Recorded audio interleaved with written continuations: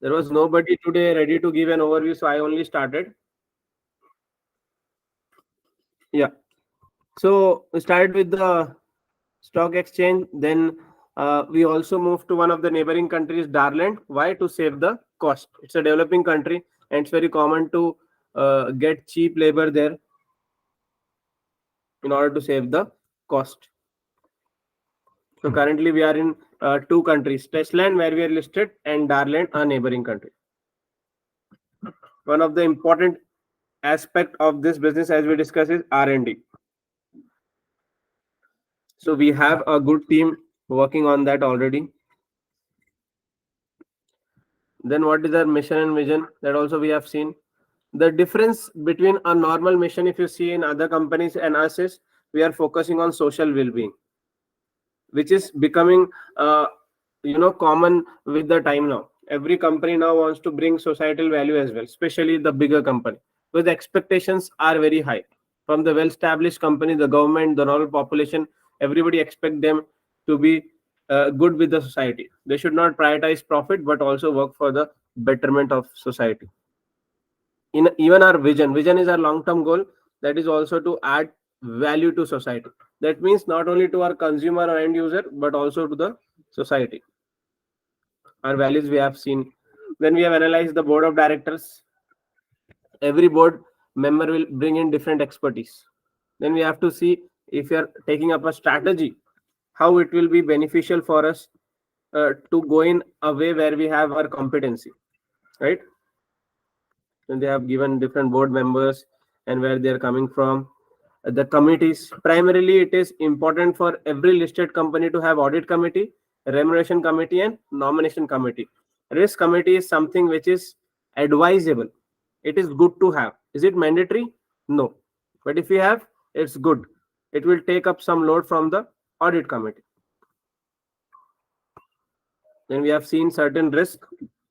In fact, these are the primary risk or principal risk. Apart from that, we have to make a list of more risk that I have told you yesterday, and today also we'll discuss. We need at least 40 to 50 risk of Robobryce and how we can manage them. Then we have gone through the financials, the ratios and all. Also for the competitors, we have seen the share price. There is a lot of fluctuation in the share price, and lately our share price is also not performing very good.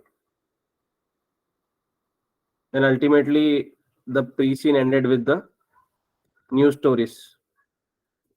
Some comic question which gives us an extra idea about the pre-scene. Then there is one positive news from us, installed by Robobryce. We have set up some warehouse that we don't need lights. Why we don't need lights? Because there is no human. So in a way, we are reducing the expense of the electricity and also the expense of using employees. That means this warehouses required less employees. That's also a way of adding value to our consumer. Then we discuss about supermarket price wars. Why supermarkets particularly? Because these are our major clients. Because most of the warehouses we are managing and helping is coming from supermarket.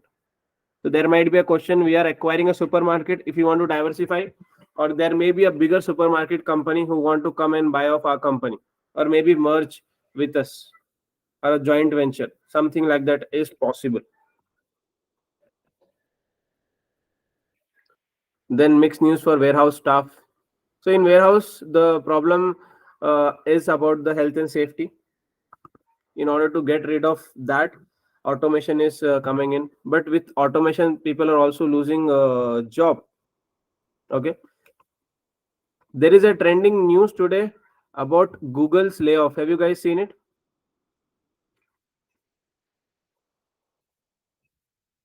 Hello?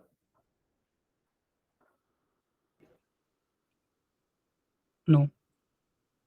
No, nobody.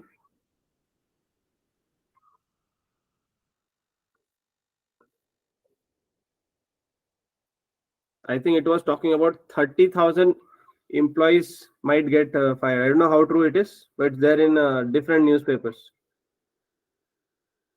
Tech giant to cut down 30,000 jobs. So please go through that. Why it is related to our current businesses. We are also bringing in technology, we are also bringing in automation, right? And AI will be the center of it. So when we do that, maybe a lot of government, especially when you go into the new country, will be kind of hesitant to support this model, thinking that this jobs will be lost. But at the same time, this is only half correct. The other part of the story is it will also create a lot of jobs, which a lot of people are not talking about. Jobs in maintenance, jobs in other sectors, right? So we need to highlight that as well.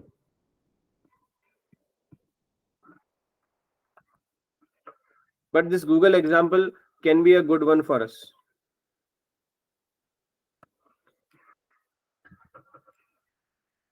Imagine, okay, let's take a scenario. I hope you have got an idea, right? That what our business is. Basically, we are creating value through automation mostly for our clients who are e-commerce company primarily, or supermarket retailers. Okay, a very logical question. Even Sheet, you can also be part of it.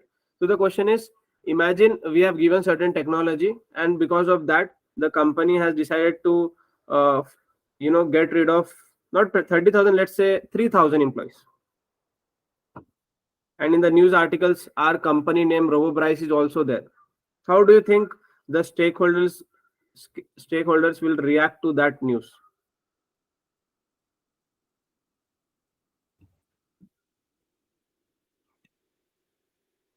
Did you understood the question? Can you explain it again?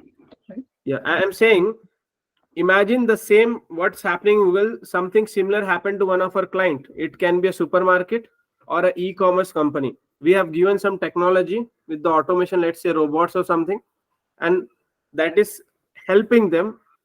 But the downside of that is, to utilize it fully to save the cost, company has to get rid of 3,000 employees. I'm just giving a fictional number, 3,000 or 2,000 employees. So how do you think people will perceive our business? Society in general. They will look at it like Robobryce is a threat to them.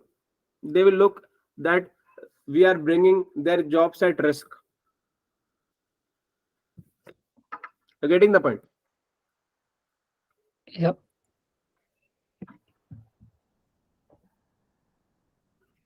Others, did you understood, Vinitya?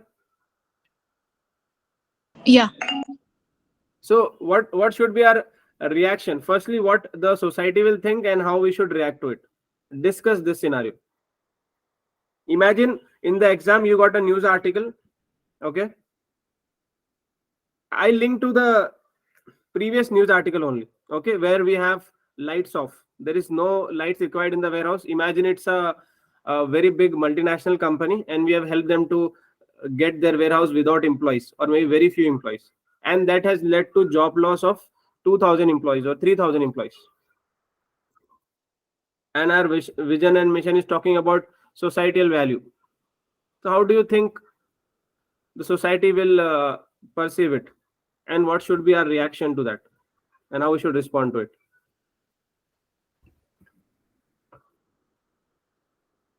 The employee loyalty will go off. They won't pursue like in further joining that company, or they're gonna give a second priority for the company. Employee loyalty for our clients can reduce. Yes. Good point. What else? Hanan and Anam, you can put in chat box.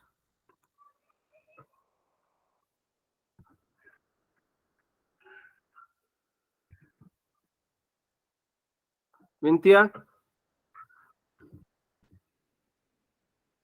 I think this can be one of the possible question, because this is like a dilemma. Now companies are paying us a big amount. Why? To bring in automation and save cost. And one of the major source of saving cost is getting rid of employees, isn't it? The scenario can be also changed, right? Like, see, like if they're like laying off the employees, they can go for the competitors and use their like previous employees technology or their vision to bring other companies to up. That's what happened in OpenAI, right? Sorry, I didn't understood. Can you please repeat? So basically, if a company is laying off, they can go to the competitors and help their companies, like other company, to get up the same level of standards. I mean, between the competitors. That's how, like, for example, like Google laid off some of the employees and they joined OpenAI. So even Google is getting threat from the OpenAI. So that can be happen, right? Good point. Yes. So Hanan put message here: laying off employees goes against their value of social well-being, so it can attract negative attention. That's 100% true. It can attract negative attention, and people will think that we are just on paper. On paper only, we are talking about mission and vision. We are not actually, bringing in some value to it. But try to understand the problem here is it's not our employees, it's our clients' employees. For example, we are giving them robots, and what our clients is doing, they're replacing their employees with the robots. So can we stop giving robots? No, that is our job. We are surviving because of that.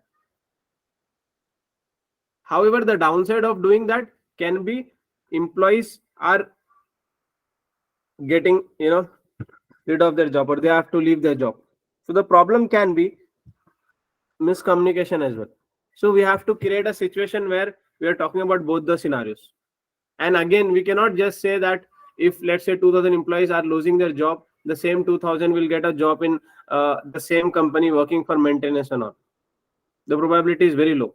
And if it is a very big conglomerate company, they can try to adjust the employees in different businesses, and that too depends on their values and thing. Can lead to lawsuit for unfair dismissals. Yes, that's also possible. Then Anam's answer: if this is new warehouse facility, then there will be little impact because we did not hire any employee for this warehouse previously, as it is a brand new. But at the same time, it will increase the wealth of shareholder by reducing a huge wage cost. Yeah, that's a good point. But try to understand, we are not hiring or firing. I'm just saying our products, what our products can do. Are you getting the point? So the question is about our client, not to our employees. But however, if it is our product, their employee can motivate them to don't use products from us. Indirectly, it will affect. However, the important ethical responsibility for us and for our client is also to improve the wealth of the shareholder, increase the wealth of the shareholders. That's also an ethical responsibility. So there will be a dilemma what to do. So we can even link this to stakeholder management, which one to prioritize, how to deal with it.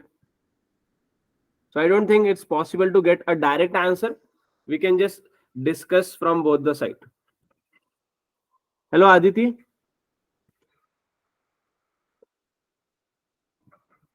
Aditi, can you hear me? Yes, Misbah, I can hear you. Yeah. So Aditi, we are yet to start this P3 for today.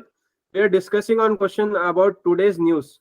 So what happened is Google is about to lay off almost 30,000 employees. That's a news Okay. today. So we are discussing that our company is giving robots and automation. We are also using AI, right?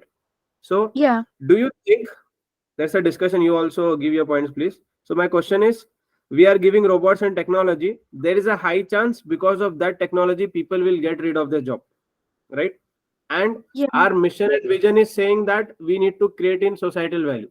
So don't you think there will be a clash of that? One way we are saying, and other way we are the reason that people are losing the job.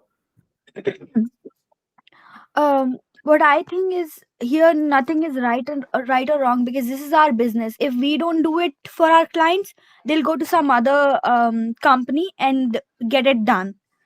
So it might be our mission statement, vision statement, that to provide societal value, but our competitors will be happy to do it. So we'll be scraped off the market if we won't provide the services that we need to provide.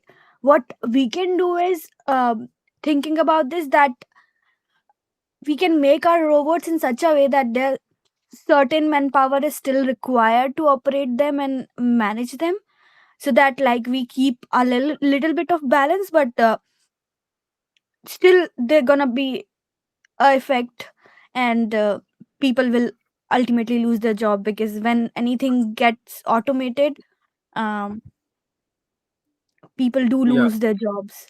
Because previously in insurance companies there was so much paperwork, now everything is online, and if we compare the workforce it took to do that work, they got out of job. So I think this is the new good phase example. where we sorry.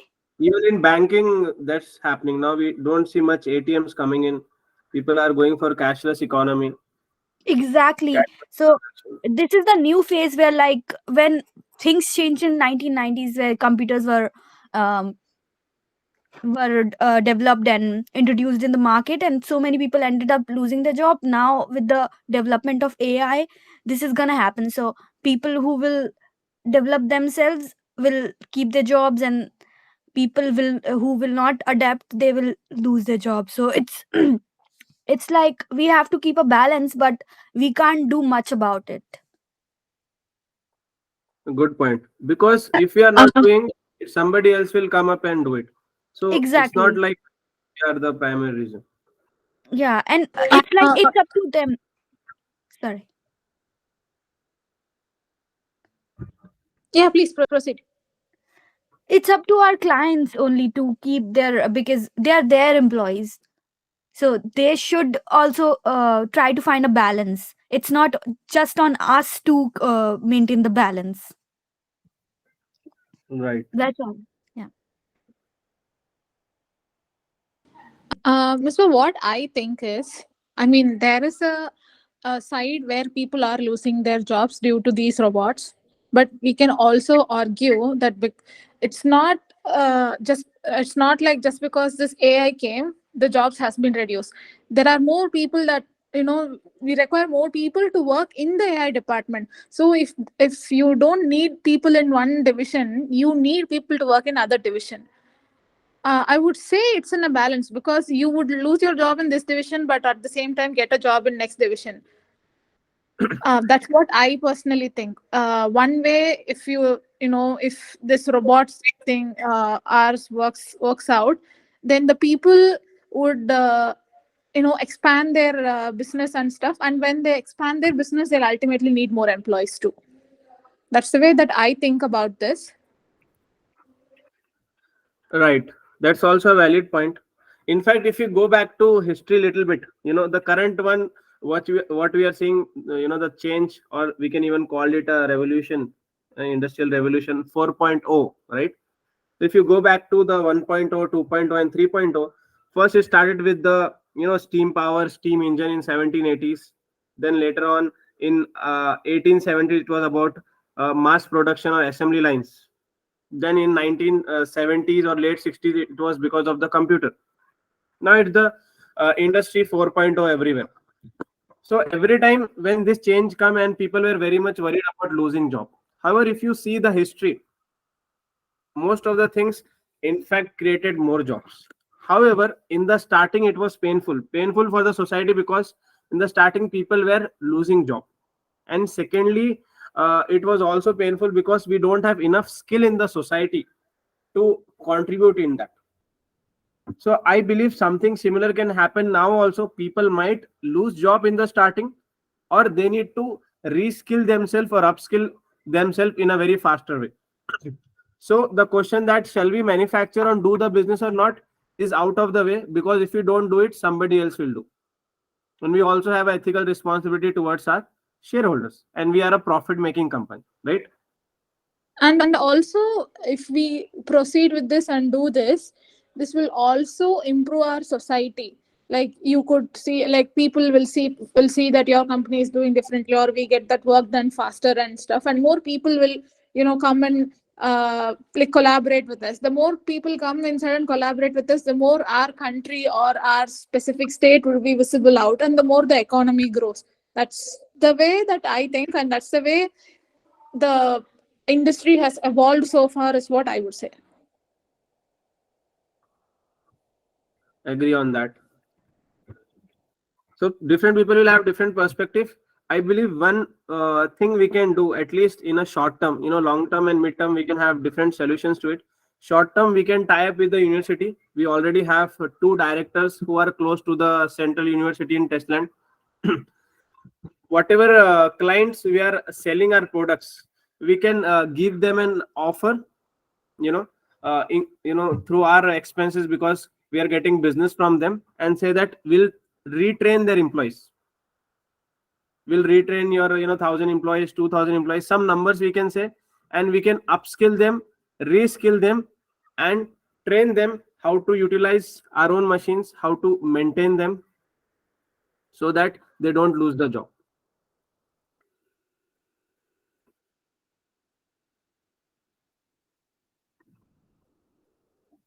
What can be the examples of some of the new jobs that can be created? Maintenance is the first job. If we are having this AMRs, this automated mobile robots, right? So maintenance of that, if there is any breakage, how to do with it, how to deal with it. Then R&D companies can also set up their basic R&D, how to utilize them, right? Then nowadays, even if you buy a small machines, what they are doing now, you don't have that company's employees visiting you. For example, even if you buy a treadmill now for running, previously if you complain, somebody might come from the company, but now they are doing a video call and they are guiding how to deal with it. So with the help of technology, it is useful for us also, that we don't need to visit in certain premises, and it will be useful for them that they need somebody who is taking care of maintenance. And especially in e-commerce, we still need people to work. So it's not like only robots, but the situation will be, use the word cobots, right? So we need people also, and robots also. Cobots is like collaborative robots. So we can train their employees how to work effectively with the robots, because there have been some instances which is very low, but people have been injured because of the robots. And also there have been some instances where these expensive machines have been not utilized properly, or they have just what I should say, didn't use them properly.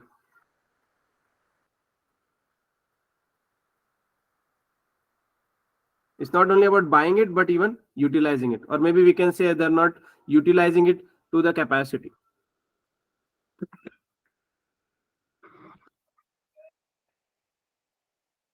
Okay, so do some research on that, you will get an idea.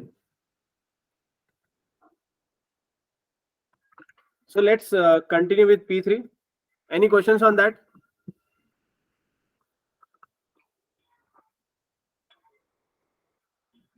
I hope I am audible to all of you. All good, Mr. Yeah. Yesterday we discussed about the risk. What is risk and what is the type of risk? All right, Vinitya, can you tell in a quick way what is risk and what are the types of risk? Vinitya? Vinitya, were you there yesterday? Hello?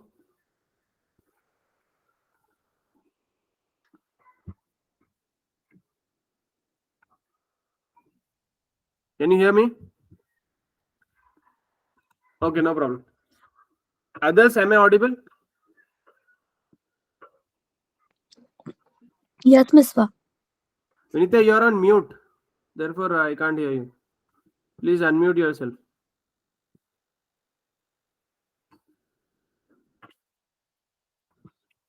All right. So yesterday we discussed about what is risk, what are the types of risk. Primarily, we have divided risk into three: upside risk, downside risk, and speculative risk. Upside risk is a situation where there is a potential of only gaining. It can be a small gain or big gain. And downside risk was just opposite of that, where the situation is just about losing. For example, fire, cyber attack, bad reputation for the company.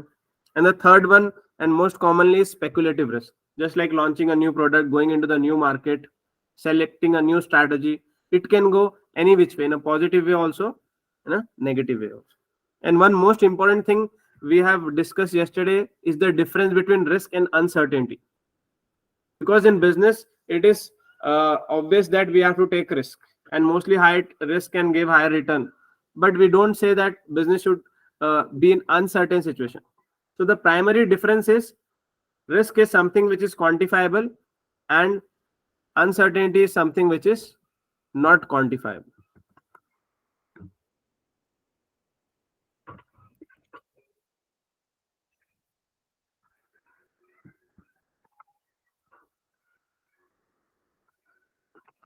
I hope everybody is clear with that.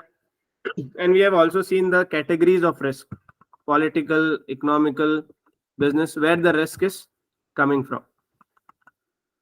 So the current one which we discussed now about the jobs. So which sector it will be? It will be more of a social. Okay.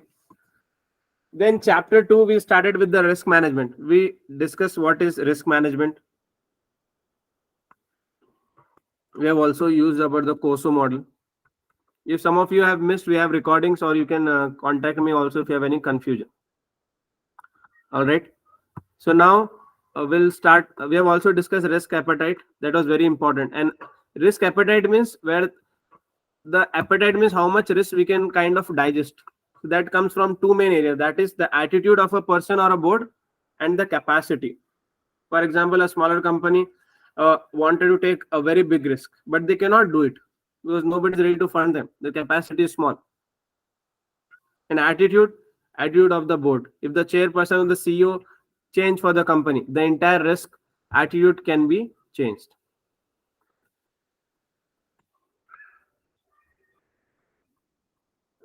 Risk identification. What are the sources of risk? Also, we have discussed. Yeah. So quantification of the risk we have to start. So what is quantification of risk and why it is important? Firstly, if I just talk from the exam perspective, in case study exams, there are no calculation. Okay. Now in risk management, why quantification of risk is important? Because certain financial institutes, especially I would talk about banks, right? They are not just ready to know about the percentage, what is the probability of losing. They actually want to know the actual amount. So what they do is they use the previous data, and from the previous data they try to come up to an assumption. If this happens, for example, they are investing, let's say, $1 million, okay, and there is a 90% probability of losing and 10% of winning. So they'll say, or let's say 90% of winning, 10% of losing. So they'll say in 10% how much they will lose, 0.1 million, or it will be a 0.2 million. So they'll try to arrive to a certain number. So when they arrive to a certain number, then they will compare to the risk appetite. Is it within the risk appetite? Then they will go for it. If it is not, they will cancel that deal. Okay. So value at risk is one of them. Regression analysis. You don't need to learn that. One is volatility. Most of them is using the previous data. They have different formulas. Sometimes we are using different sectors also. For example, if there is an economic situation, how it will affect our interest rates. Let's say economic recession happens, then how interest rate changes. They'll have the data. If there is a geopolitical situation, how it will affect. If there is war going on somewhere globally, then it will affect usually the oil prices. How oil prices can affect our raw materials. So these things are coming from different factors.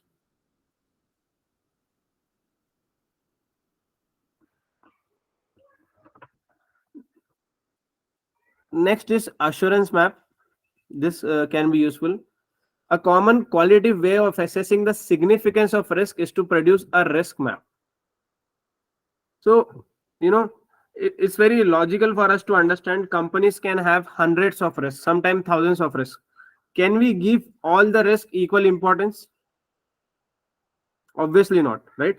Imagine you have gotten a paid intern and that person is leaving the organization. Would you put that in a principal risk list? No. But imagine your CEO has resigned. Imagine there is a fraud deducted by the audit committee. Can you ignore that? No. You cannot ignore both. However, you have to prioritize. Prioritize which type of risk? The major risk. Therefore, assurance map becomes important. So what does this assurance map says? You have to prioritize or categorize risk in two things: likelihood and impact, or we can say probability and impact. Probability means chances of happening. For example, CEO resigning or sudden resign, the probability of happening is high or low? High or low? Low, isn't it?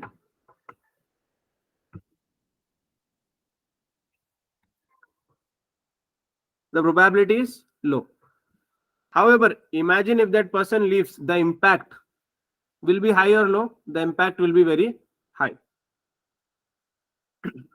So like this, every situation we can categorize. Let's say getting a fire, if we get a fire in our manufacturing facility, the probability of catching a fire, the probability is low. But the impact, if this happens, the loss will be very big. So the impact is high. And there are certain situations where the probability can be low and the probability can be high and impact can be low. And there might be situation where probability is also high, impact will be very high. So that situation you have to prioritize, because that is the first thing we need to look at. And this probability and impact can also keep on changing. Remember one thing, we are into B2B business. So in B2B business, the dependency on clients is very high. Why I'm saying very high? Because when you are B2C, business to consumer, you can have number of consumers or clients. But in B2B, if you just see in other industries also, there are few players who take up majority of the clients, right? For example, now Tata Technologies in India, they are also having just 6 to 7 clients that made up almost 60 to 65% of their revenue. Just around 6 to 7 clients. So you can imagine they become a key players. You cannot ignore them. Whereas if you compare to Tata Consultancy, they don't have clients like this. They'll have less powerful clients. Okay.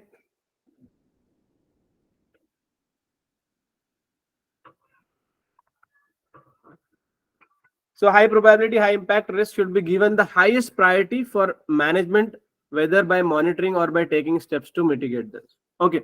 Can you guys give me an example where high probability and high impact is there? Probability means what? The situation arising, the chances are very high, and impact means it will affect our business in a very big way, in a negative way. What it can be?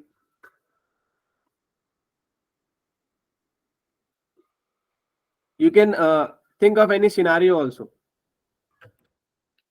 Consider a scenario and give this example. If you are not getting for Robobryce, give for other company also. No problem.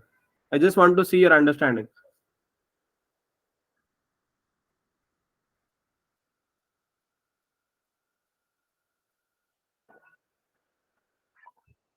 Okay, during COVID times, asking your employees to work from office. What was that? Probability of them getting the disease was high and impact was also high, isn't it? So most of the companies, did they do it? No.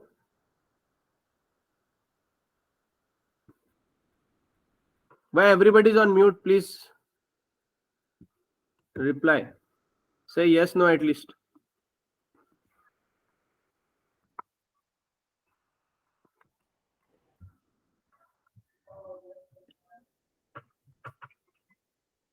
Aditi?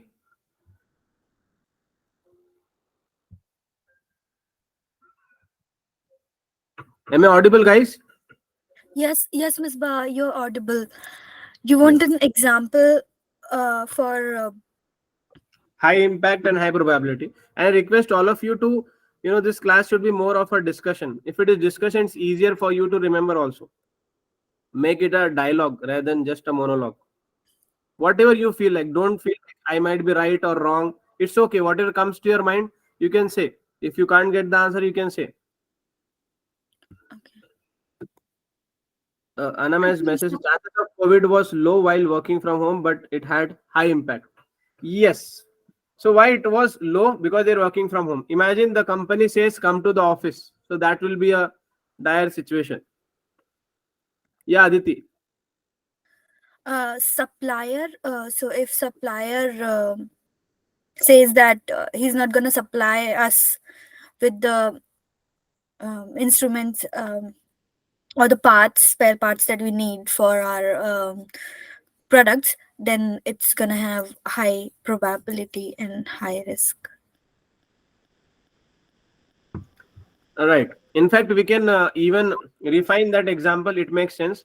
Let's say there is a geopolitical situation going on. You're getting your supplies from China, and now Tesla and China has got some issue. So the probability of government putting in sanctions is high, and our primary raw material is coming from China. So impact on our business is also high. So what is the category? It will be high probability, high impact.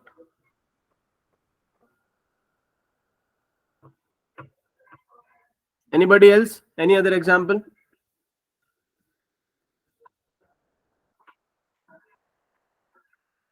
Vinthia, your mic is sorted. Otherwise, you can rejoin. It will be better. Shweta,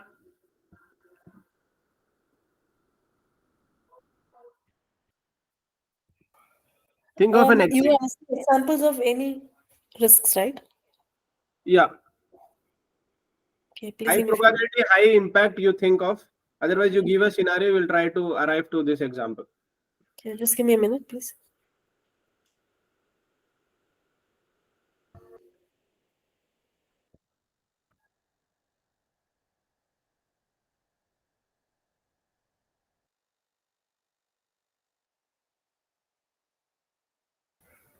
Maybe accidents on in warehouses, major accidents.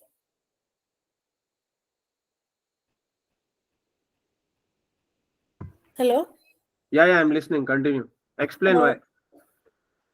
in the sense, robots causing harm to human staff or something of the sort, or even dropping heavy objects which can create huge losses.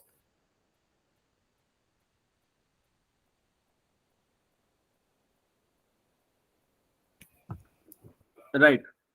So this will be usually low probability and high impact. But if you have not done proper testing, proper training, so this will become high probability and high impact scenario. Okay.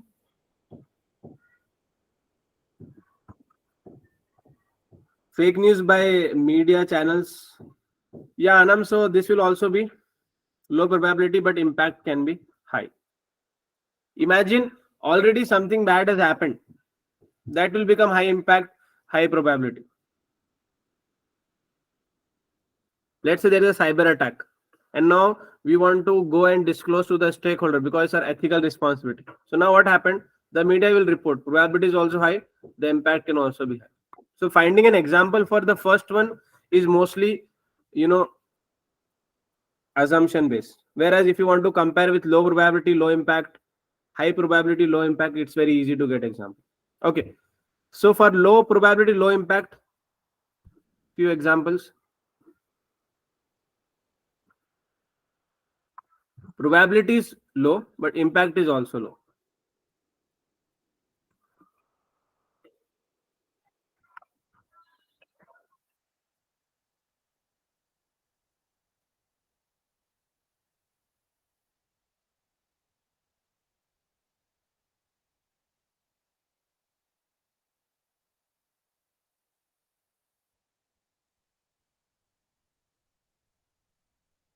Let's say our employees, middle managers, are they got some disease, they are not feeling well, right? They have got for a month's leave.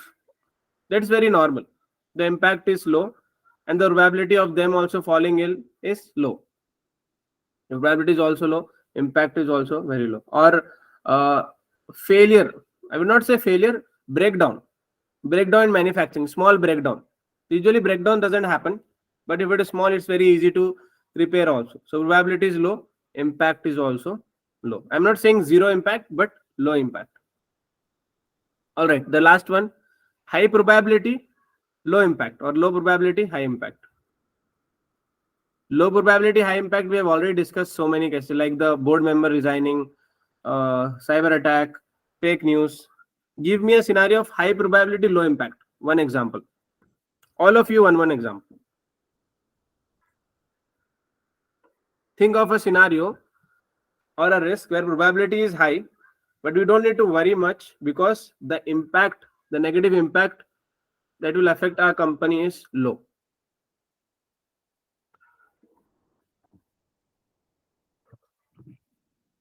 Staff leaving? Staff leaving can have impact.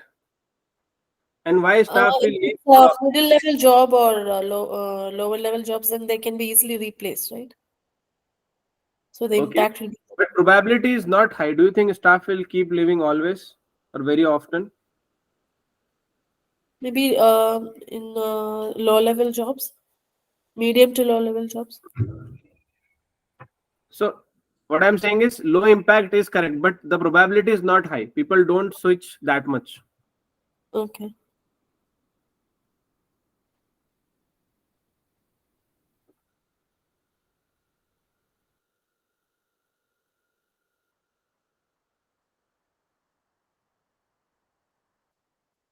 I know this is gonna be funny, but even though like political people keeping a promise, saying a promise, and impact is very less.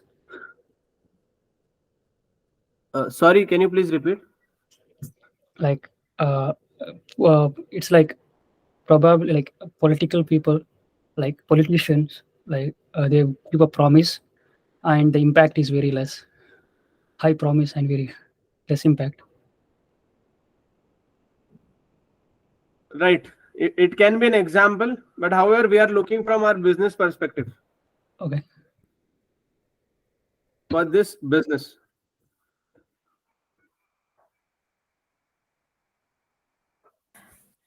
It could be a probability of no, that's something different. Sorry. No, tell me. It's okay. Even if it is not exact, we are here to learn. Yeah. Yeah, so I was thinking that system breakdown completely because there's like less probability of it happening, but the impact will be huge if like everything shuts down, like a proper breakdown in the warehouse. Yes. So that will be on the second one. Low probability, high impact. High impact, yeah.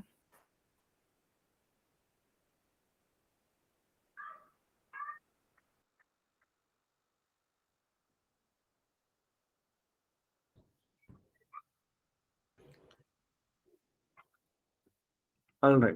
So when you'll make a risk list, you have to write all this: high impact, low probability, high probability. Why we are writing this? Because it will help us to manage. For example, high probability, high impact. So many of this we'll try to avoid. If you are not avoiding, we'll try to solve it first, because it's like almost it is going to happen, and it will have a very bad effect on us or a bigger risk for us. Okay. Then risk response strategy. The management of risk involved trying to ensure that we have already discussed that risk management is not about avoiding the risk, it's about minimizing the risk. And minimizing doesn't mean that we can always bring it to, let's say, from 50% probability to 5% probability. No, maybe from 50 to 40%, or sometimes 50 to 20%, and sometimes 50 to even 5% as well. Exposure to severe risk is minimized. Unnecessary risks are avoided. So what are unnecessary risks? Let's say we are going into the media, our PR team, and talking unnecessary thing and just promising something which is not practical for us, or we are over promising to the clients. So what it will be? It will be unnecessary risk. Any type of unnecessary risk should be avoided. For example, you must have seen a policy where a lot of well-established companies says they will only do business in terms of suppliers and vendors also who are well-established, who are into the business for more than 5 years, right? Why they do that? Because they have a trust. Imagine if they go with a new company who just started this 1 month back. there is a high chance they'll go in loss and they'll stop the business. And because of them, their reputation will also be affected. So companies have policy. So why that policy exists? To avoid unnecessary risk. Then appropriate measures of controls are taken. The balance between risk and return is appropriate. So by default, we have to take the risk. But imagine we are taking a very big risk. Let's say we are going into the new country where we don't have any experience and everything, and we want to start manufacturing our autonomous products there. And imagine doing that, we are just saving 5% of the cost, 2% of the cost. Is it worth it? No. Why? You have taken so much risk, so the return should also be worth it. High risk, low return, not worth it. But these are not, a rule or policy. It depends on the company. Many times, company will still go for it. High risk, low return. Why? Because they believe in the longer term, it can give them more returns. Depend on the company's strategy. But these are just logical points. Any questions on this? Okay. So what we do usually, if we find a risk, we use TARA model. What is TARA model? Transfer, avoid, reduce, and accept. What is transferred? Transfer is like giving it to the third party. So the best example of transfer is insurance. And usually this is done with the risk which the probability is low and the impact is high. For example, fire.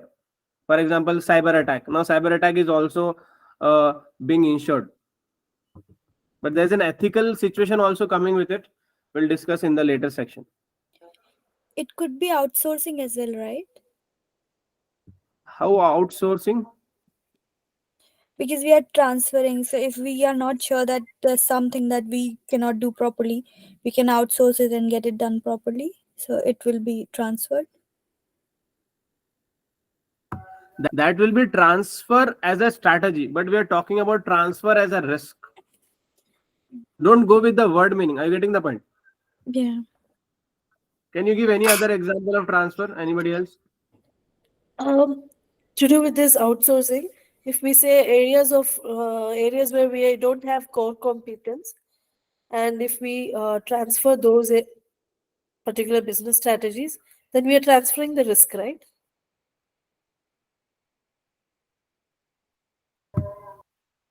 Can you give an example? Let's say consulting is not their core competence, but they still want to earn income from that sector. So if they give it to another third party, if they transfer this particular sector to another third party and still earn income, something like that,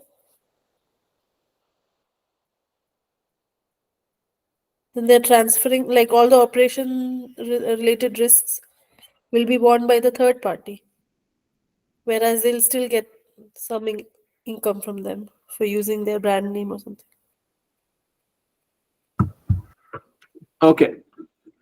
So that may be possible, but I think we are trying to fix it in this, because outsourcing altogether is a different point.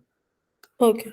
What my answer to that question can be, why don't we hire that people if you are getting revenue from it? Simple as that. So there will be advantage and disadvantage of outsourcing. Okay. The risk you are managing, that is risk of employee turnover, we can say. If you try to put in, it will become more confusing. Just keep it simple. Any risk where the probability is low but impact can be high can be transfer. Transferring the logistic to the third party with the agreement on the risk part. Yeah, that is also possible. So you guys have to, when you're making the list, have to put all of this. Second is avoid. An organization might choose to avoid a risk altogether. However, since risks are unavoidable in business ventures, they can be avoided only by not investing. Or we can say, when you're not taking the risk or avoiding the risk completely, you're avoiding the return also. Avoiding the risk is avoiding the return. So in which situation we'll do that? Where the probability is high the impact is also high. So in this situation, it's normally to avoid it.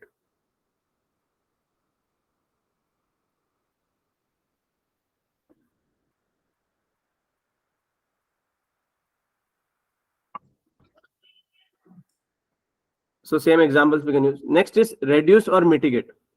Our third strategy is to reduce the risk either by limiting exposure or attempting to decrease the adverse effect should the risk actually crystallize. So basically, when you are reducing, what you will do, there are two things: probability and impact. So either will reduce the probability of happening or either will reduce the impact. Technically, we'll try to reduce both. And if you reduce the both, what happened? We are mitigating the risk. So we have discussed certain risks. We have discussed about health and safety. We have discussed about the news. How can we reduce that? Can you guys think of an example how you'll reduce the probability and how you'll reduce the impact? Think of a risk and think how we can reduce it.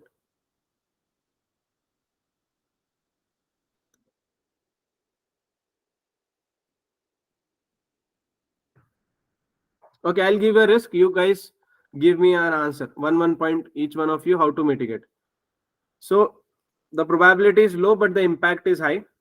Risk is losing our key clients. Let's say we have one of the key client who is supermarket, and that supermarket we can lose. Probability is low, but the impact is high. Let's say our 15% or 20% is revenue is coming only from that one particular client.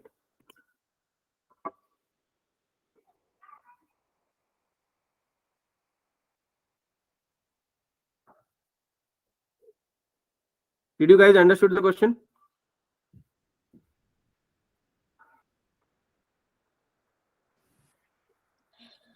We can do a fixed term contract that for that period they can only take products from us. Okay. So like we can like put a clause like so like how we do in rental properties, that this is a fixed term contract for 6 months or a year. So we know like that the landlord knows that they're gonna earn a rent revenue for for this time period. Same we can do with our contract, that we'll say like this is a contract of 3 years or 4 years, like whatever the time frame is. So we know that for that period we'll be getting orders from them and we'll be generating our revenue. Right. So this is an example of reducing the probability. Yeah. Contracts can also be breached, but it's very rare. So probability you have reduced. Now how you'll reduce the impact? And we can keep looking for new clients, new ways of providing them services, additional services like after sales services. And there are other ways to earn revenue, like some machineries require spare parts which needs to be replaced like regularly, so we can provide them that, so that be additional revenue. And once they are using our machinery, they'll have to buy those parts from us. So this is again an example of reducing the probability. Because if you do all this, Aditi, they won't leave us. But now we are talking about impact. Don't you think after doing all of this also they leave us? Then our revenue, which was coming from 15%, maybe 20% will lose. Because previously it was 15%, we started giving them more value, so we are getting more business. Now it's 20%. Now they'll become even powerful. Impact is all about reducing the power from them. Reducing their dependence on them, so you have to get more clients, new clients. You have to get new clients. How you'll get new clients? Improve marketing, new markets, or penetrate more into the existing markets, Darland and Testland, by improving promotions, giving offers. That can be a one way. Anything else? Others?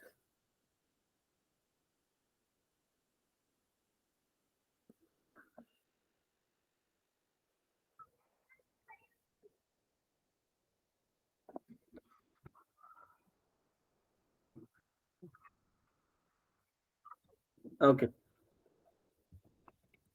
Then last one is acceptance.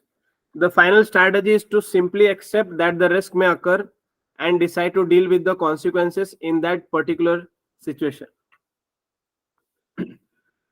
So what happens now when we transfer, when we try to reduce it, ultimately we have to accept. It's not like if we are transferring, we are not accepting it. Let's say the example of fire. We are transferring, but still we have to accept some part of risk. Why? Because if that thing happened, maybe we are getting money from the insurance. Usually it's not 100%, but whatever we are getting, our reputation is still with us, isn't it? So we have to accept it. And after putting the mitigation, the 50% probability you brought down to, let's say 10-15%, still you have to accept. So in one risk, we'll try to do more than few things. For example, we can try transfer also, we'll try to reduce also, and ultimately we'll accept it. Right? One more thing we can do at a bigger level is, this is at a risk level, each risk level. Next option is at a macro level, at a bigger level. Pull risk. Risk from different transactions can be pulled together. Each individual transaction item has its potential upside and downside. The risks tend to cancel each other out and lower for the pool of whole than for each item individually. So the best example here can be raising finance. If you are raising finance, let's say you are taking a loan and you have two options to take it through a fixed rate or floating rate. So you have taken 50% of the loan with fixed rate, let's say 10% flat, and other 50% loan you have taken for a floating rate, LIBOR plus 2.5, 2. Or 3.5, whatever is the industry. So if you are losing, let's say the fixed interest rate will not change. Now the floating one has gone up. So we'll save in the fixed, or the floating rate has gone down. So whatever extra we are saving will go and give for the fixed interest rate. Make sense? Next one is diversification. We can diversify the source of our revenues. We can diversify because we can control the supply chain. So first thing we can do is backward integration, concerned with inputs. So we can acquire our suppliers. Backward integration means what? We are, let's say, now we are manufacturer, right? So we'll have companies who are making the raw materials. Why can't we acquire them completely? That is known as backward integration. Inputs, controlling the inputs, concerned with the inputs. Next one is forward integration, concerned with outputs, distribution, servicing, etc.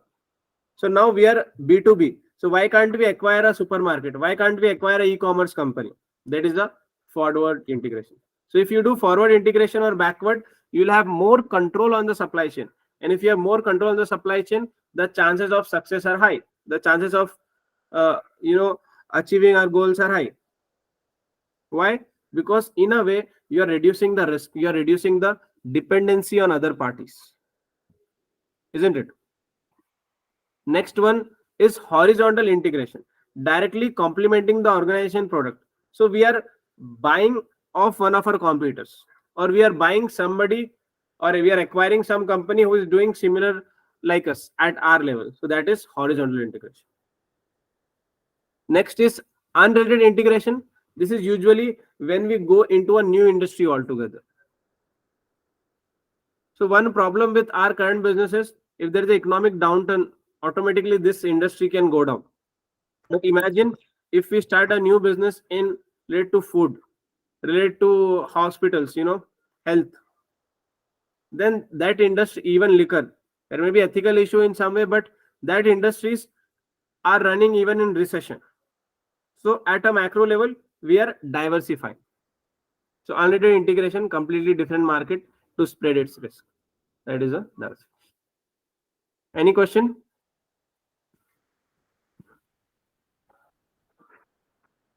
Yes, no? Hello? No, Misbah. Okay.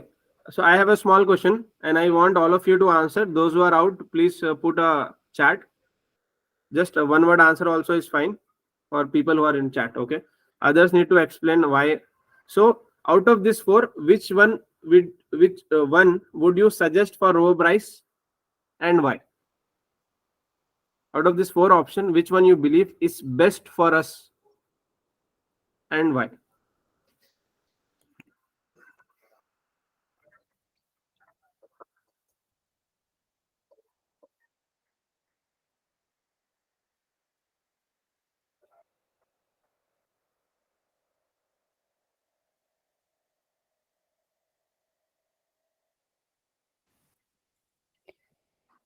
I think backward integration will be very good for Robobryce because if they have more control over their supply chain, then they'll be able to, mitigate this risk completely. And they're already doing very good in their existing market.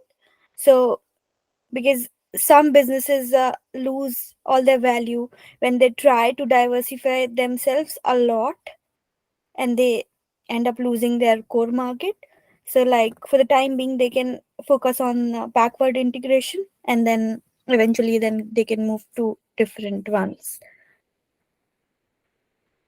Why backward integration, not forward integration? Forward integration, I guess because our products are very niche products, like not everyone is doing it. So we already have certain part of it, like we are already giving them niche products, so that's already coming to our way. But if we focus on backward integration, there'll be like completely different thing for us. Hanan has a different view. Horizontal integration to increase its market share and be the industry leader. In order to increase the market share, horizontal integration can be useful. Yeah.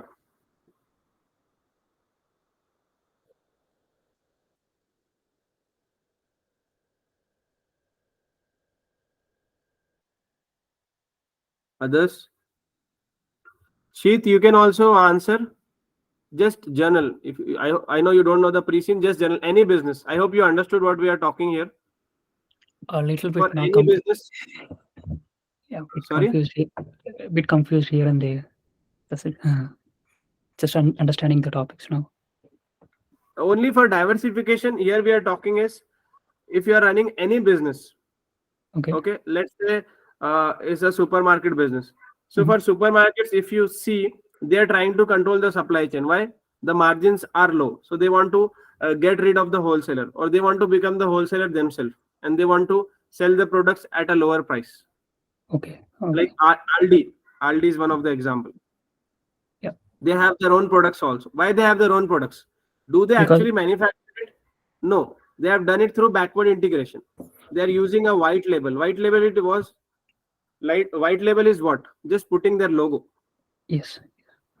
Mm. So in different industries, different kind of diversification will work. What about this forward integration? Like, can you give an For example? Same like that. forward integration, imagine you are a manufacturer of certain FMCG food items and you try to acquire Aldi or any other company like that. That will become a forward integration, because you are a manufacturer and now you want to buy a wholesaler also, or if you are a wholesaler you want to buy a retailer also, so you'll have more control over that. Okay. Okay. So, in what perspective should we think? Like, in the perspective of, so we need to put, for example, when you say like, if we are a supermarket and we are backward integrating, so we need to put in a perspective where we need to think in the perspective from the supermarket viewpoint, Right. and we need to think backward, forward, horizontal, and unrelated integration. Yes. So Okay. basically this will change according to the industry. So for that we have to understand the industry. Why supermarket integration is more important? The margins are very low. Yes. Let's say they are having 2% margin for the retailer and 2% for the wholesaler. So if you buy the wholesaler, your margin will become 4%. So out of 4%, you will say, I will pass on 1% to consumer. I'll discount it. So what will happen in the market? You'll be able to sell for cheap. Yes. Yes. That will give you competitive edge. Your sales will also increase and your margin will also increase. Got it. Okay. Okay. Can you give me an example for horizontal as well as unrelated a little bit here? So the same way, like so that I can get a clear out of it. Yeah. Then for horizontal, usually if you see the companies, let's say there was one company, I think it was Thomas Cook or somebody, they were not Mhm. getting a landing slot at Heathrow Airport. So what they did, they bought off one of their competitors. Why? To get a better market share. Heathrow Airport is in the center of the world. So Okay. airports actually earn money when they have travelers who is going via them. If they're having starting or ending point, people spend less time. But if you have a layover, you spend more time and spend more money there ultimately. So they bought off that airline just to get a slot. That was an example of horizontal integration. Why? To get more market share. Other way Okay. of horizontal integration can be, now Robobryce knows another company. We have PowerBot, also one of the competitors. They are doing exactly the same, almost the same. Let's say we have 15% market share, they have 10%. So we acquire them and now we become 25% market share. Right? Okay. If I Okay. give you an example of Indian perspective, Vodafone and Idea, Okay. they have come closer. I mean, they have merged. They have become VI, right? That was an horizontal integration. Okay. And last one, yeah, sorry. Isn't it a horizontal like forward integration because they are coming together and like making something like that? Isn't it? Two players at the same level, if they come together, it becomes an horizontal. Forward becomes the next step of the supply chain, and Okay. backward becomes, you know, let's take a simple example. Mhm. Okay, let's say there is one let's say I run a company and now we are making breads. Mhm. I own a bakery. Okay, so where I'm getting the raw materials, so first we have a farmer. Mhm. Okay, then we have a factory who is just making the powder of it. Okay, whatever I'm using. So the farmer is there, then factory is there, then my bakery is there, and from my bakery, I'm a very big bakery. Now I'm giving to the wholesaler, and then wholesaler is giving to the retailer. Right? Okay. Yeah. I'm in the middle of the supply chain. So now I'm thinking, nobody is listening to me. There are so many factories and there are so many wholesaler also. I want to control a little bit of supply chain so that I don't go out of business. So what I will do, I'll try to acquire the wholesaler. I'm the one who is baking the bread and I'm also now owning the wholesaler. So what I did, I acquired somebody who is in forward to me. Yeah. Okay. Forward to the supply chain. Forward on the way to the consumer. You're getting the point? Yeah. That Got it. Yeah. becomes forward integration. And in the same way, if I want to acquire the factory guy Mhm. who is actually crushing the, the what we should say, the raw materials, what we have in making bread, whatever Okay. we have. Okay. So that becomes a backward integration. Okay. And if I am taking over other bakers, then it will become a horizontal integration. Got it. Got And it. imagine now I am very much bored out of this bakery business. I'm thinking, I should go in clothing. I feel that clothing has a very big margin. So now I am running this bakery as well as now I started uh, for the clothes business. I may be Completely a different retailer, industry. Yeah. start selling clothes. So what it will become? Unrelated. Got it. Unrelated to the current industry. Yeah. Got it. Makes sense? Yeah. It is. So there can be related integration also. There is one more point here. It will come later. Imagine with the bread, I started biscuit also. That's also integration, but it is within the industry. That will be related integration. From bread, I started selling biscuits or cookies also.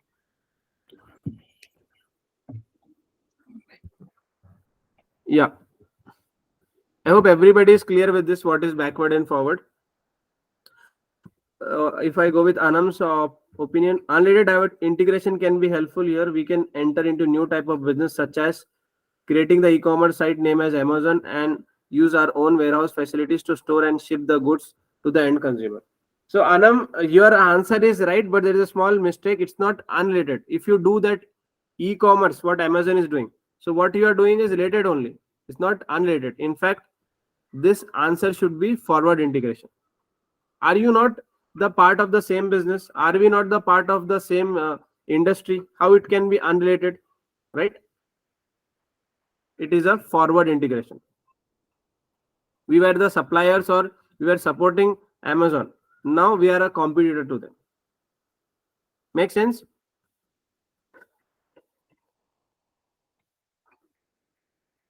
Okay, good job.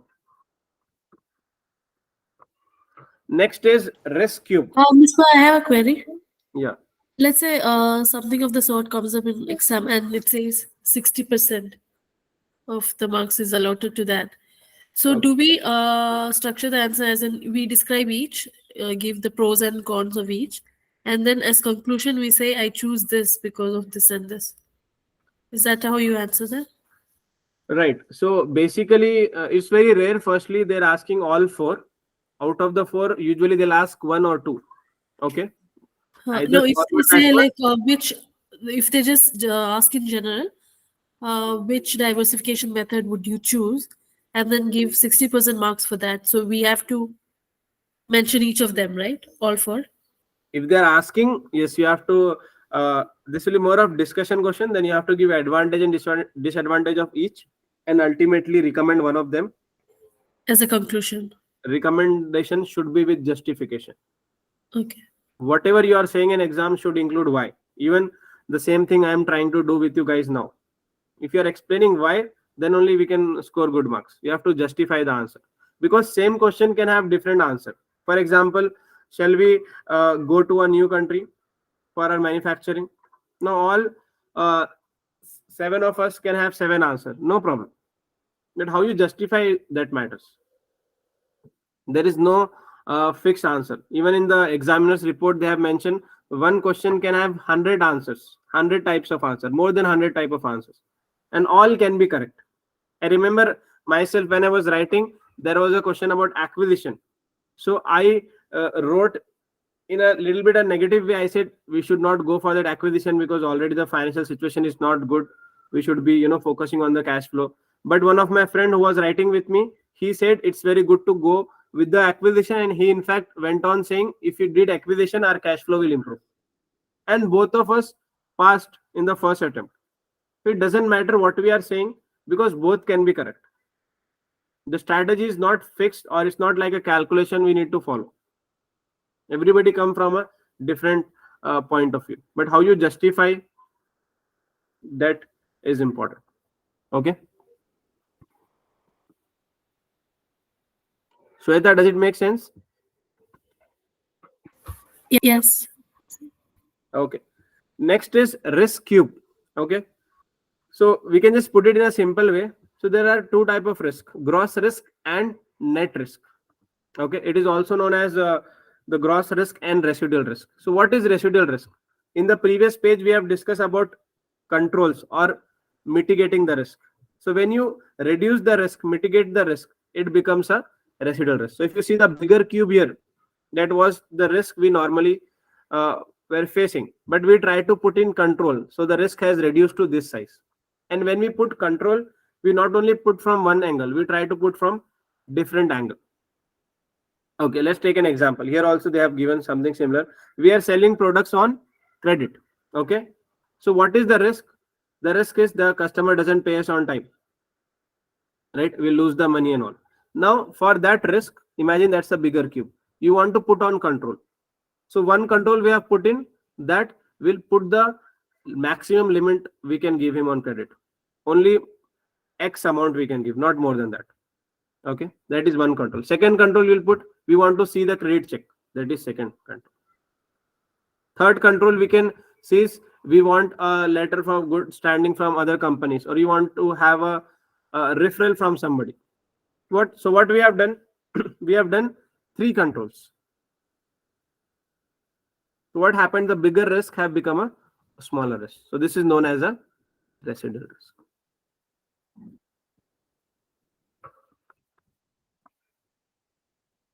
For other risk also we can do the same. Let's say our senior manager or board members resign. That's a bigger risk. So how we can do it? So one way of controlling that can be, usually company do this. They'll give them employee share options, but they cannot just take it out anytime. You can take it out after 5 years, after 7 years, that too in a small pieces. That is one control. Secondly, we can have a contract. Thirdly, we can say you have to give 6 months notice period. Then you cannot work with our competitor. We'll have lot of clause. Thirdly, we'll have all key employees will have a succession ready for them. So we are not open dependent. So we are not too much dependent on them. So what we did, we reduced the risk from all 3 sides, all 4 sides. Ultimately, the cube became smaller. That is a residual risk, or we can even say this as a gross risk and net risk. Clear?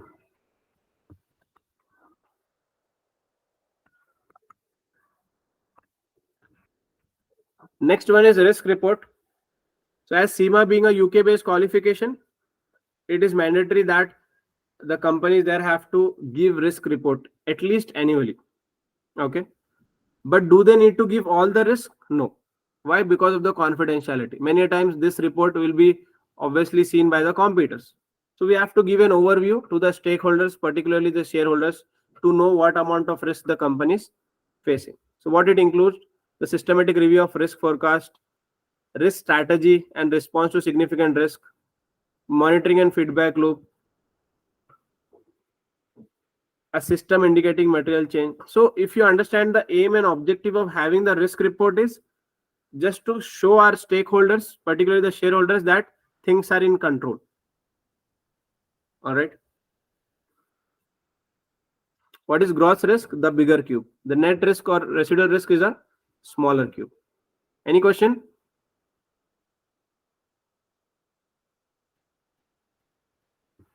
Yes, no? Okay. Then evaluating risk management strategy. Risk strategy evaluation they have given, do the benefits outweigh the cost? So it is very logical. If you are taking higher return, imagine I gave one example also. If you are taking very big risk going into the new market altogether and just saving some fraction doesn't make sense. And secondly, it's also important to see about the objectives achieved or not. In the starting chapter yesterday also we have seen risk usually come from the objectives. For example, you want to become a number 1 company in Testland. You want to become a number 1 company in Europe. Have you achieved or not? Because many of the risk was coming from here. Because when you say number 1, you have to take risk. You have to be a leader in most of the things, at least in that geography where your target is. Let's say in Europe. So have you achieved or not? Or secondly, after achieving, did you got the return or not? Sometimes what happened, we achieved it, but we didn't get the benefits or the return which we were expecting. So if any one of this fails, maybe we have not got effective risk management in place. Moving on, we have to understand that risk is not individual. One risk can lead to other. For example, compliance risk. If you are not complying to the government regulation, if that things become public, what will happen? It will become a reputational risk. And after reputation risk, what will happen? If it is in news, it will affect the share price. So that will become a financial risk. And financial risk can lead to another risk. So risks are all connected. One common risk which can lead from most of the risk is reputation risk. Next is environmental risk. Again, it can lead to reputational risk. Fraud risk can lead to reputation risk. Compliance risk can lead to litigation risk. And again, litigation risk can lead to financial risk. Financial risk can lead to other kind of risk, right? So basically, if you want to solve the risk and control the risk, you have to understand the root cause of it. And nowadays, the reputation risk is very, very important and very difficult to manage also. Why? Because of the social media. If there is any small problem also, people are going on social platform, tagging the company and just complaining about it. We have seen it commonly in food delivery companies. If they are not getting food on time, they are going on Twitter or X, we can call it X now, and just getting their emotions out.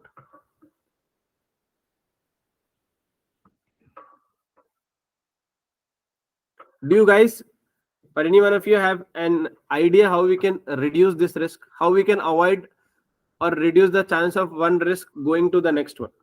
For example, if we got a compliance risk, assume that we'll solve compliance, but we don't want to solve compliance also, reputation also. Or if we got environment, we'll solve environment. We don't want to solve environment plus reputation risk. Any idea you have?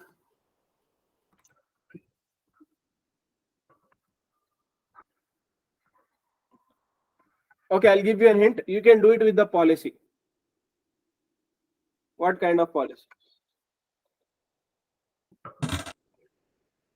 So basically, if you see with the insurance company kind of thing, so if a person did not be able to, what to say, I mean, take the insurance, or if they did not get the insurance, they can put in legal, I mean, legal case against the company. Sorry. Legal action they can take. Yeah, legal. So it's a compliance risk, and it affect the reputation of the company, and it may cause a fraud or kind of thing. So everything is interlinked. This can be happen. Right. So same example, we can just look in a different way for Robobryce. If you are promising something and somebody comes us that we are not deliver it, so we should be very proactive and helping that person rather than delaying the process. Imagine if we delay and that person went into the court of law and put a litigation against us. So what will happen? So now we have to manage litigation risk, and we have to pay that contract risk, because whenever we sell, it's kind of contract, right? So contract risk, litigation risk, and if it goes to public, it will become reputational risk. It's better to solve risk in the start. That was a contract risk.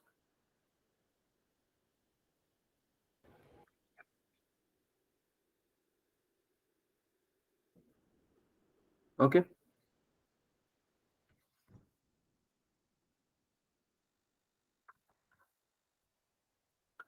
Roles and responsibilities. Risk management is responsibility for everyone, but ultimately the top one is the board of directors. And how the board of directors do that? By being part of different committees, like audit committee. Audit committee is responsible for reviewing internal controls system and working with internal external auditors. Then we have risk committee. Again, we have board of directors sitting in audit and risk, directly responsible with BOD for risk management. Then companies can set up risk management group, risk managers, all of them, to help them manage the risk. We have internal audit also. When it's listed company, it is mandatory to have a internal audit. What internal audit do? They check the controls. We have a separate chapter, we'll look into it. And how the board functions and all, that also we can see in chapter number 5. If you have a specific risk manager, previously in the organization, if you go around 10 years, even now in some companies, they don't have a dedicated risk manager.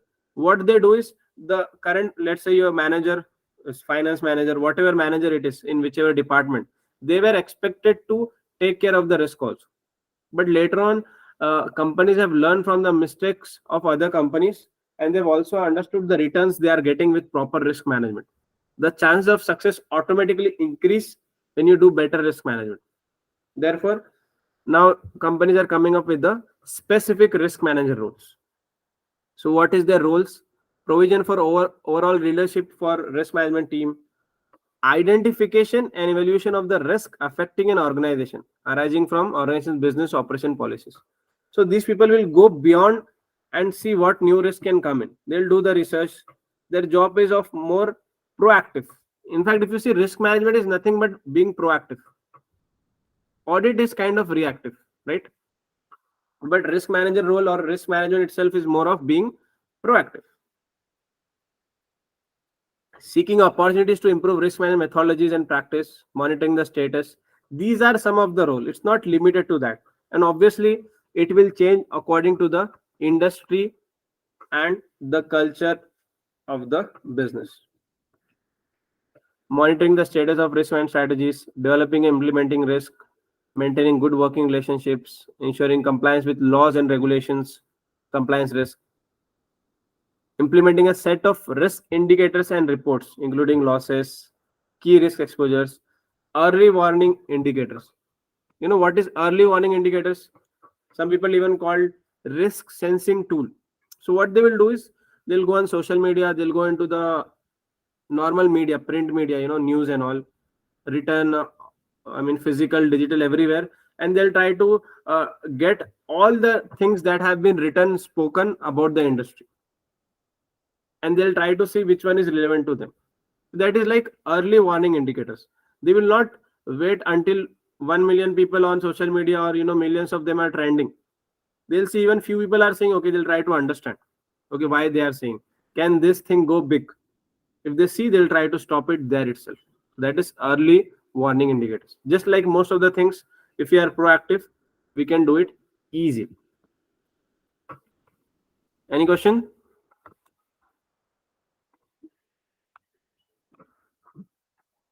Some more they have given liaising with insurance companies, depending on specific laws of the jurisdiction. Sometimes what happen, within same country you'll have different laws. Let's say we went to North America. So in United States of America, what we have, every state have a different law because they follow a federal system. And other countries, they'll have a same law for the entire country.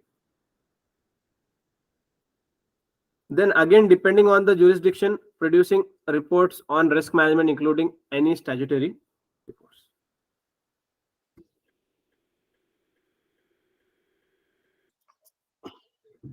Any question from this chapter? Yes, no?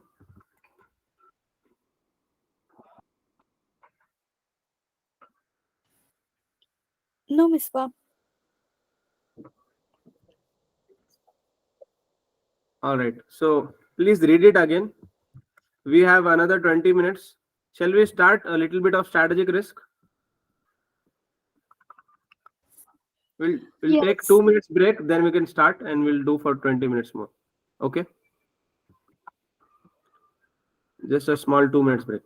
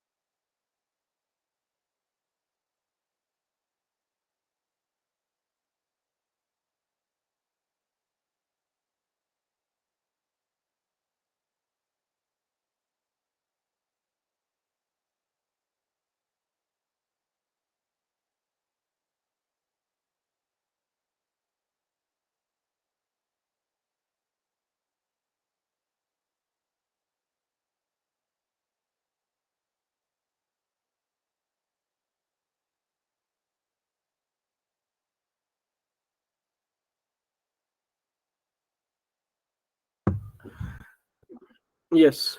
Can you start?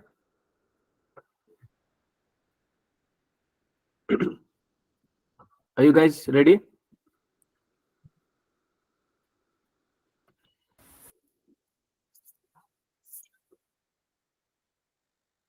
Yes. Anyone? Okay. Let's start. So chapter 3 is about strategic risk. Basically, the entire this risk management P3 is connected. Okay. And if you go to E3, we'll see about how the strategy is made and what are the different things we have to follow. So same things will be repeated in E3 in a little bit detail. But here now we just have to see how a wrong strategy can lead us to business risk. We have discussed this, I think, in the start also. Here, try to understand why selecting a good strategy is very important. We might be an organization which is 70-year-old, 100-year-old, doesn't matter. One wrong decision, one careless decision, or one decision which is kind of very higher than a risk appetite, everything can collapse. Therefore, when you're selecting a strategy, is very, very important. Whatever a question comes in your exam, this chapter can be directly, indirectly relevant to it. Okay. So firstly, we have to define what is strategy. I'd like to know from all of you in one line, what do you understand by the term strategy?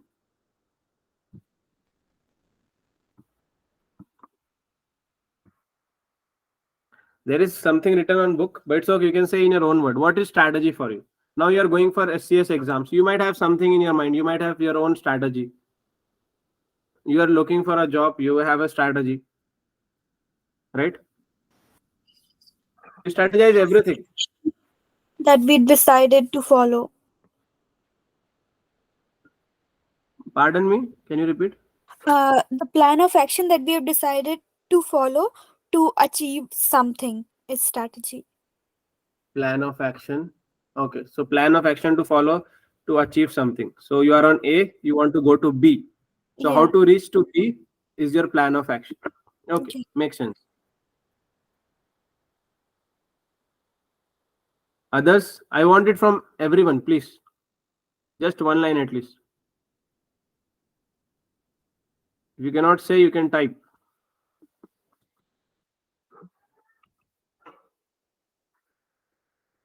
Sheet, Is it a way of action which helps? just It's a in your process. own word. You need to be confident what you're saying. Don't worry. Okay. Okay. When you go for an interview, you have a strategy. When you travel, you have a strategy, right? Mhm. Okay. So what is the strategy for you? Anam has put in text course of action to achieve the set goal and objective. So how to go to A and B, something similar. Okay. We need the action plan for the goals and future of the company. Action plan for the goals and future of the company. Okay. Is it a plan which is used to overcome the obstacles to reach the goal? To overcome the obstacles. Yeah. So basically, it's a plan to reach the goals. You can say if you want to put obstacles in between, Yeah. no problem.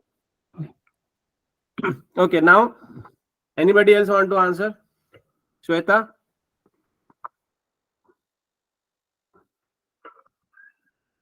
Shweta, Hanan, you can put in text if you don't want to answer.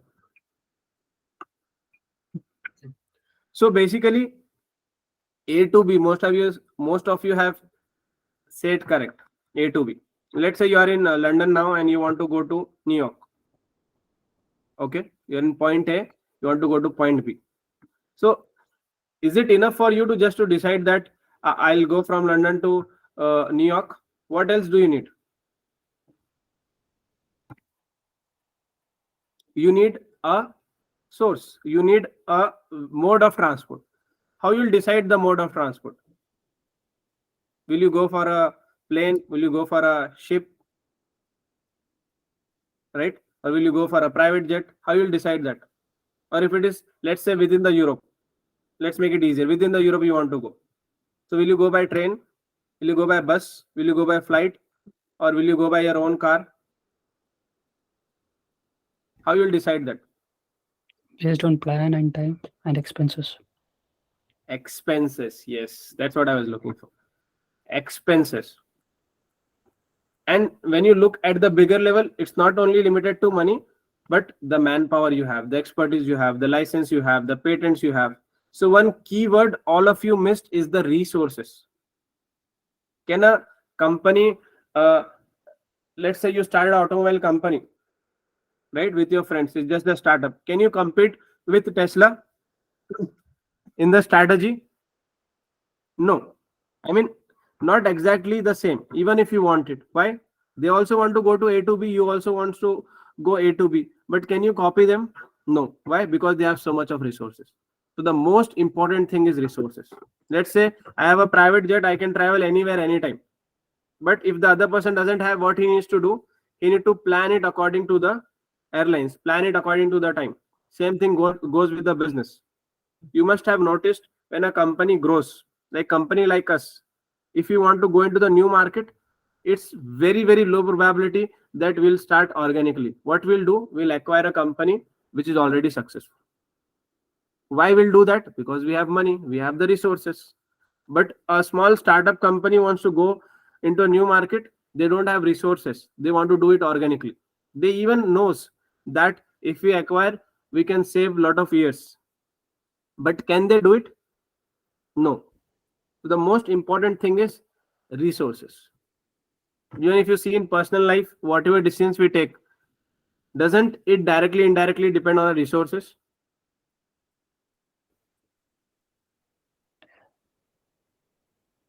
Yes or no? Yes. Resources, I'm not just talking about the finance or money part.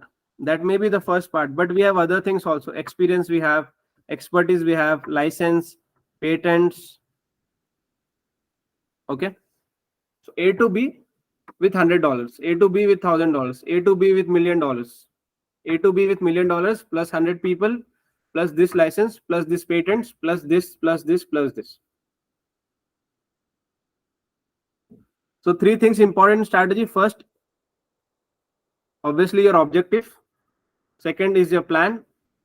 And third is the resources. Or I can say first the objective, then the resources, or even we can put resources first. Resources first.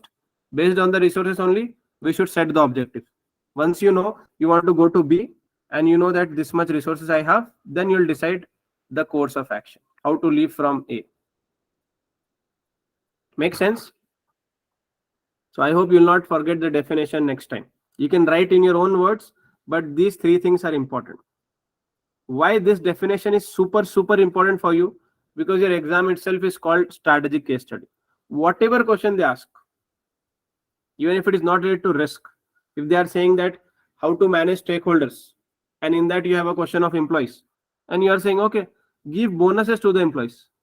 Can you say that? No. That means it's a wrong strategy. You can only say that if you know that we have extra cash available. Do we have the resources to pay that? Otherwise, it's very easy. You'll say, okay, employees are asking something, give them bonus. Shareholders, give them dividends. We have suppliers, give them discount. Or pay them without discount, something like that. So resources are very important. Whatever answer you'll write in exam, always know the resources. This is the reason they have given us the financial statements and the other background.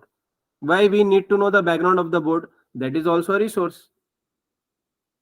In the start of the class, we discuss one question when we are comparing to Google, that if we are laying off. So one of the solution we are discussing towards the end was we can train. And I said we can do this with the help of Central University. Why we brought in that point? Because we have that resource. Our chairperson is from there. Our directors of research is also coming from there. In fact, that person is still working with them or has relationship with them, I would say. That's also a resource. Maybe our company doesn't have that kind of relationship with the Central University. Then we got an advantage. Then we can make a strategy. Clear, all of you? Now, they have some other things also, but everybody can define in different way. If you go to Google, you'll get hundreds of definitions, but 3 things will remain the same. It can involve formulating, evaluating, and selecting strategies to enable preparation for long-term plan. Anyways, don't learn, just remember these 3 words. Next important point is level of strategy. Let's say the board is deciding to go into a new market, launch a new product, or sell off some part of the business. That becomes a corporate level strategy. So what is corporate level strategy? Something which is at the top of the organization, and one decision they are taking directly, it will affect all the levels towards the down. Okay, let's say you want to buy something, that's a corporate level decision. Then how to get the competitive advantage, it will be the middle level. Then how to work it in day to day, that will become a functional level. Also it is known as operational level. This business level is also known as management level. In fact, if you see our CIMA syllabus or CIMA exams are also put in same way. First we have to give operational case study, that is a functional level. Then business level case study, that is management level. Corporate level case study, also known as strategic level. So we'll have one strategy here, but they cannot copy same here. They need to have different strategy. Then functional level also, they need to have another different strategy. So to achieve one strategy, we'll need different level of strategy. However, this functional level people don't need to understand how things are working towards the top. But you are working at corporate level. You need to know how things will work at the functional level. So when you're putting a strategy, be careful. Let's say our employees, I'm giving an example. Let's say apart from Robobryce, okay? Because I assume your team is very good with the technology. We are running a business and our employees have never used anything with the technology. We doesn't have any application. We are not using even basic technology. Okay, we don't have an app, or we just have a basic website. Okay, and now suddenly at the board level you are saying that, you know, we should start using robots in our retails. We should start using internet of things. We should use cobots model, everything. Do you think it will be successful? The chances are very low. Why? Because you have not understood your functional team. There's a high chance they will fail at the functional level, maybe business level also. Otherwise, you can do that, but you have to give time, and simultaneously you should have a plan to train them, make them understand how things will work, how much time it will take. You should have a plan for it. You should give, okay, 6 months we'll train them, then slowly we can make them do this, because that's a change, a massive change. So you have to have a plan for change management. That is known as digitization of business.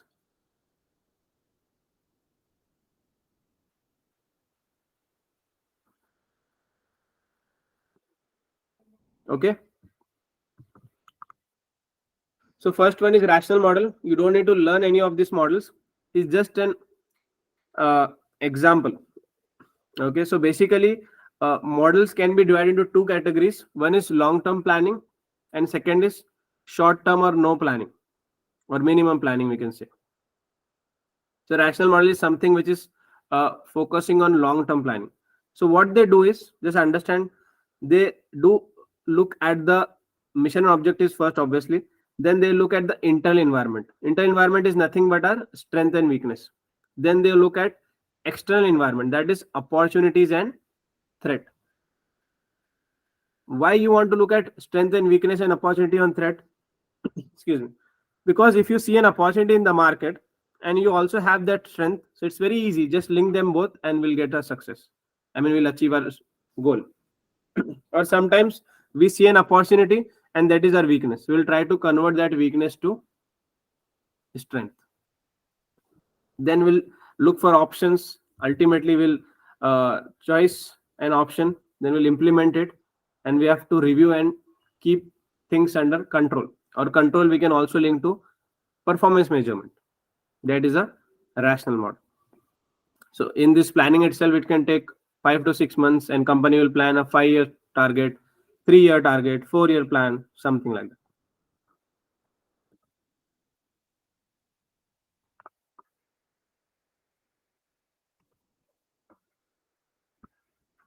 Then we have stages. This also very important. I'll keep this for next class because we need to discuss this in detail. Because if you do this, we are kind of finishing 1-2 chapters of E3 also. Then there we can go a little faster. Okay. I'll just quickly take this related to that. So benefit of long-term planning and risk of formal planning, or you can say long-term planning. Okay. Let's say now Robobryce has 5 years plan. Do you think that the market, the external environment will be the same how we are planning for the 5 years? Do you think the market will be the same as we are predicting it to be after 5 years? I'm asking you a question. No. There is a very high chance it will not be there. Yeah. So that's the biggest weakness of that. Therefore, if you start with the risk of it, setting corporate objective will be very difficult. Second risk is short-term pressure. Usually employees, management, everybody is working in short-term pressure. Nobody wants to think what will happen in 4-5 years. And many people are just working 2 years and they want to switch. Next is difficulties in forecasting accurately. We have discussed. Bounded rationality, the information we have, based on that only we are taking decisions. So bounded rationality is there. Rigidity is a very big risk actually. Rigidity is you have invested so much resources in that and you have target for 5 years plan. Let's say you have to go from A to B in 5 years. Now you have reached till a middle point and you have realized that there is no point going to B because your competitor and the entire market has already went to C. Now the management is no, we have invested so much money, we'll go to B only. They'll ignore everyone. And many times that can lead to business collapse also. That is an example of rigidity. Third is cost. It will be very costly and we cannot guarantee that it will be success. And last one is management distrust. Our own team might not trust this. They'll say, these models are only on paper. Reality is totally different. Like this, there may be so many problems. On the other side, there are advantages also. First advantage is forces managers to look ahead. So we'll be out of our short-term pressures, or at least we'll try to come out of the short-term pressures and look for the future. Identify key risk. Because when you're planning to go A to B, you'll think of the hurdles you will face on the way or obstacles you will face. Next is improved control. If you have taken care of obstacles, your control is also improved. Other way you can say is improving control is you'll not get deviated. Imagine we don't have any plan for 5 years. That's also a problem, isn't it? We'll jump to this sector, to this country, this market, and just round wasting the time. But if you have proper plan, we can go there. Last one is encourages creativity. So if you are looking for 5 years, at least we'll get 5% correct, 10%, 20% correct. Creativity can come in. And there are other advantages also. There are just 4. Other advantages can be raising finance can be easier compared to no long-term planning, because banks or financial institutions, they want to know. If you guys have experience, you'll know that they want to know about the strategy, what you are doing, how you'll return their money. Even in interviews, sometimes they'll ask, what is your plan? How you see yourself in 5 years time? Isn't it?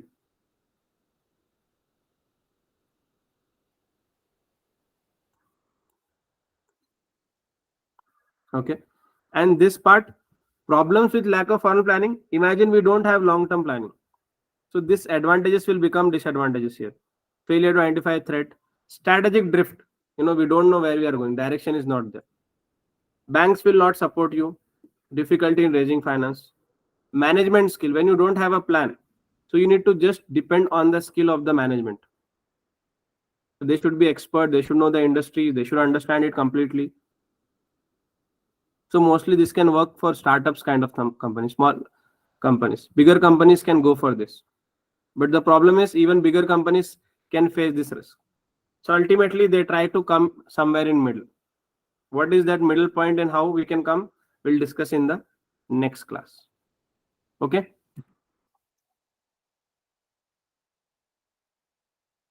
The best part of P3, why we are going in more deep and we are moving very slowly, is this is kind of touching E3 and F3 also simultaneously, because everything is linked to risk.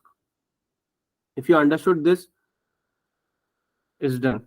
Okay, the majority part is done. Any questions?